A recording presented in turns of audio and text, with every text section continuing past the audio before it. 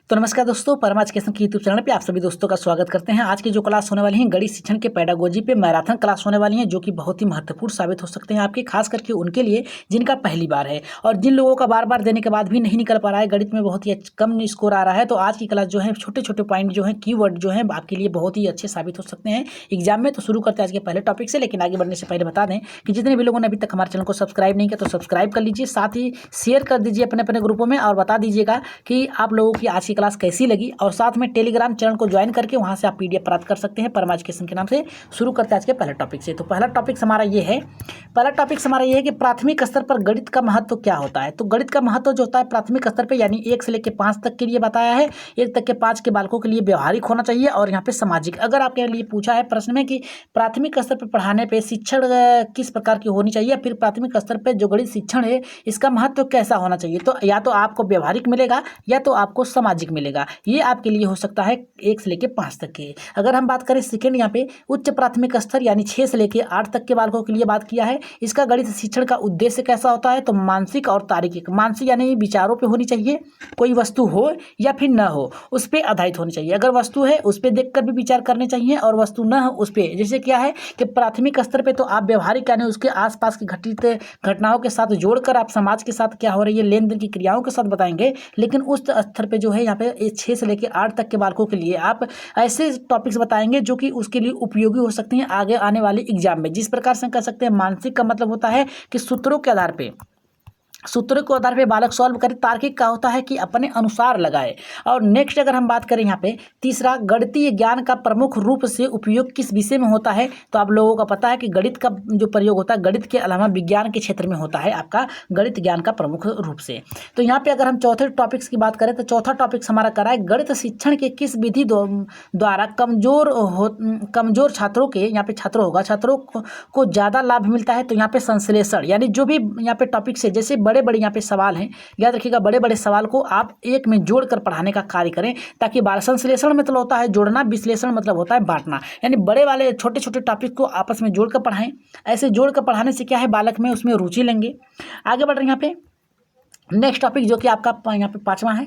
पांचवा टॉपिक बहुत ही बेहतर करा कि किस विधि द्वारा यहाँ पे छात्रों होगा, याद रखिएगा टॉपिक्स यहाँ पे टाइप करने में गलती हो गई है। छात्रों में आत्मविश्वास, आत्मनिर्भरता, निरूपता उत्पन्न की जाती है। तो ये जो है आगमन विधि, मतलब कह रहा है कि 1 से 5 तक के बालकों में जो आत्मविश्वास और निर्भरता रूपता उत्पन्न की जाती है किस विधि द्वारा, आगमन विधि। मतलब कोई वस्तु है उस पर दिखा कर उसे क्या करना है, बताना। आगमन का मतलब होता है आपको दिखाना, और आगमन का मतलब होता है उदाहरण के द्वारा, निगमन का मतलब होता है आपका सूत्र द्वारा। अगर छठे टॉपिक की बात करें, गणित की प्रकृति कैसी होती है, तो गणित की जो प्रकृति होती है वो कैसी होती है, तार्किक होती है, जिसमें बालक सोच विचार कर अपने प्रश्नों को सॉल्व करता है। अगर हम 7वें प्रश्न की बात करें तो इसमें करा है उपलब्ध परीक्षण। देखिए उपलब्ध परीक्षण और नैदानिक परीक्षण में अंतर क्या होता है, उद्देश्य क्या होता है, याद रखिएगा। नैदानिक मतलब होता है नियम से और उपलब्ध का मतलब होता है उदाहरण से, इतना याद रखिएगा। उपलब्ध का मतलब आप रख सकते हैं उदाहरण के लिए रख सकते हैं, और नैदानिक का मतलब होता है आप नियम का प्रयोग कर सकते हैं। अगर वहीं पे हम बात करें 8वां कि यहाँ पे शून्य का प्रयोग सबसे पहले किसने किया था, तो ब्रह्मगुप्त ने किया था। सबसे पहले सूत्र का प्रयोग किया था ब्रह्मगुप्त ने। नेक्स्ट टॉपिक्स पे अगर हम बात करें 9वें की, तो 9वां हमारा कह रहा है कि सूत्र की यहाँ पे शून्य की खोज किसने किया था, तो आर्यभट्ट ने किया था। अगर शून्य का प्रयोग किसने किया था, तो यहाँ पे ब्रह्मगुप्त ने, और शून्य की खोज किसने किया था, तो आर्यभट्ट ने किया था। अगर वहीं पे हम बात करें 10वें टॉपिक्स पे, 10वां टॉपिक देखिए हमारे यहाँ पे क्या करा है। 10वां ये करा है कि 2 अभाज्य संख्याओं का मस यहाँ पे होगा, मस होता है सदैव क्या होता है, 1 होता है। 2 अभाज्य संख्याओं का यानी काटने पे एक ही होगा। जैसे हम कर सकते हैं 2 गुणे 2, 2 दूना के 4 होगा, लेकिन हम कर सकते हैं 2 बट्टे के 2 काटेंगे तो 1 ही आएगा या तो 0 आएगा, सदैव 1 ही होता है। अगर हम बात करें यहाँ पे 11वें की, तो कह रहा है कि अंक गणित शिक्षण का उद्देश्य क्या है, दैनिक जीवन के कार्यों से जोड़कर पढ़ाने का अंक। जैसे क्या है कि आप मार्केट गए, मार्केट में से आपने सब्जियां ली, 1 केजी का दाम आपका यहाँ 10 रुपये है, तो आपने 3 केजी लिया, तो 10 गुणे 3 30 रुपये हो गया। इस प्रकार से हम कर सकते हैं कि दैनिक जीवन के कार्यों के लिए अंकगणित का प्रयोग होता है। यहाँ पे करा कि अंकगणित का सबसे प्राचीनतम शाखा, गणित का सबसे प्राचीनतम शाखा कौन सा है, तो अंकगणित है। नेक्स्ट करा है 13वां हमारा कि रेखा गणित के लिए सबसे उपयुक्त विधि क्या है, यहाँ पे विश्लेषण, यानी बांटकर, यानी बड़े बड़े प्रश्नों को आप क्या कर सकते हैं, छोटे छोटे खंडों में बांटकर पढ़ाने का मतलब होता है। विश्लेषण मतलब होता है बांटना, इतना याद रखिएगा। अगर हम 14वें टॉपिक्स की बात करें तो कह रहा है कि गणित सार संग्रह के लेखक कौन है, तो महावीराचार्य जी हैं। अगर आगे टॉपिक्स में बढ़ें, 22 टॉपिक्स रखे गए हैं जो कि आपके लिए बहुत ही इंपॉर्टेंट है। आप लोग जरूर इसको लिखिएगा और स्क्रीनशॉट लीजिएगा। जो लोग नए हैं अभी तक सब्सक्राइब नहीं किया तो सब्सक्राइब कर लीजिएगा। कोई भी डाउट होगा तो कमेंट बॉक्स में अपना डाउट छोड़ दीजिएगा, जल्दी ही उससे दूर किया जाएगा।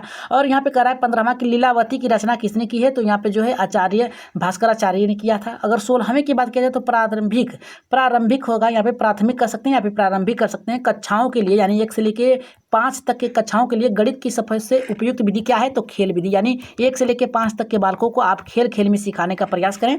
अगर वहीं पे बात करें 17वें की कि अधिगम प्रतिफल का तात्पर्य क्या है, बालकों के व्यवहार में होने वाले परिवर्तन। अधिगम जो है इसका प्रतिफल तात्पर्य क्या है कि बालकों के व्यवहार में होने वाला परिवर्तन ही क्या कहलाता है, अधिगम कहलाता है। अगर बात करें यहाँ पे 18वें पे तो कह रहा है कि कौन सी विधि हाल की बजाय, यहाँ पे कह रहा है कि हाल की बजाय शिक्षण पर केंद्रित होनी चाहिए, तो व्याख्यान होनी चाहिए। कौन सी व्याख्या के द्वारा होनी चाहिए। नेक्स्ट टॉपिक की अगर हम बात करें जो कि बहुत ही महत्वपूर्ण है, ये हमारा करा कि गणित शिक्षण के खेल विधि, यहाँ पे गणित शिक्षण के खेल विधि का सबसे अच्छा उपयोग किसने किया, हेनरी कार्लवेल कूप ने किया था। अगर 20वें टॉपिक की बात करें तो गणित में हासिल लेने की प्रक्रिया किसके द्वारा दी गई थी, यहाँ पे एक बहुत ही इंपॉर्टेंट प्रश्न है, याद रखिएगा। हासिल लेने की प्रक्रिया किसके द्वारा दी गई थी, तो श्री श्रीधर के द्वारा दिया गया था, श्रीधराचार्य के द्वारा या फिर कह सकते हैं श्रीधर के द्वारा। यहाँ पे कह रहा है 21वां कि सूत्र की रचना किसने सर्वोत्तम विधि की है, सूत्र की रचना के लिए सर्वोत्तम विधि कौन सी है, यह भी इंपॉर्टेंट प्रश्न है, तो आगमन विधि है, 1 से लेकर 5 तक है।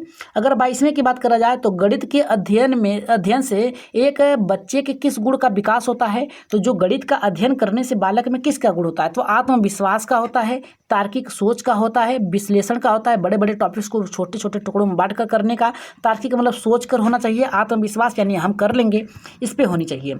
अगर हम नेक्स्ट टॉपिक्स की अगर बात करें, नेक्स्ट टॉपिक्स बहुत ही बढ़िया है, ये करा 23वां जीवन की किस गतिविधि में गणित का सर्वाधिक उपयोग होता है, तो आर्थिक गणित यानी लेन देन में होना चाहिए या फिर होता है। अगर 24वें टॉपिक्स की बात करें तो 10 गीतिका गणित ग्रंथ के लेखक कौन है, तो आर्यभट्ट हैं।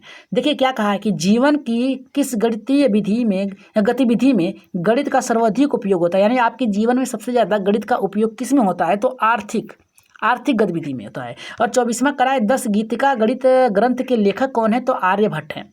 अगर वहीं पे बात किया जाए करिकुलम फॉर 10 ईयर स्कूल किसके द्वारा प्रकाशित की गई है, तो NCERT के द्वारा यहाँ पे प्रकाशित की गई थी। तो ये जो टॉपिक्स आपके आर्थिक गणित के लिए होनी चाहिए, आर्यभट्ट के लिए होनी चाहिए, NCERT द्वारा प्रकाशित की गई है। तो ये थे आपके आज के टॉपिक्स। तो आज की टॉपिक्स आप लोगों को कैसी लगी, छोटी क्लास थी लेकिन बेहतर थी। आप लोग बताइएगा कि अगली क्लास किस पे चलाई जाए, खास करके EVS पे या फिर CDP पे, उस पर बता दीजिएगा। उस पर भी आप लोगों के टैग वर्ड या फिर आपके मैराथन क्लास चला दी जाएंगे। तो आज की क्लास के लिए एक बार शेयर जरूर करिएगा सभी लोग, और सब्सक्राइब कर लीजिएगा। सब्सक्राइब के साथ साथ शेयर और साथ में टेलीग्राम चैनल को ज्वाइन कर लीजिएगा। वहाँ से आप PDF क्या कर सकते हैं, प्राप्त कर सकते हैं किसी भी प्रकार के फ्री में। तो आज के लिए इतना ही, धन्यवाद।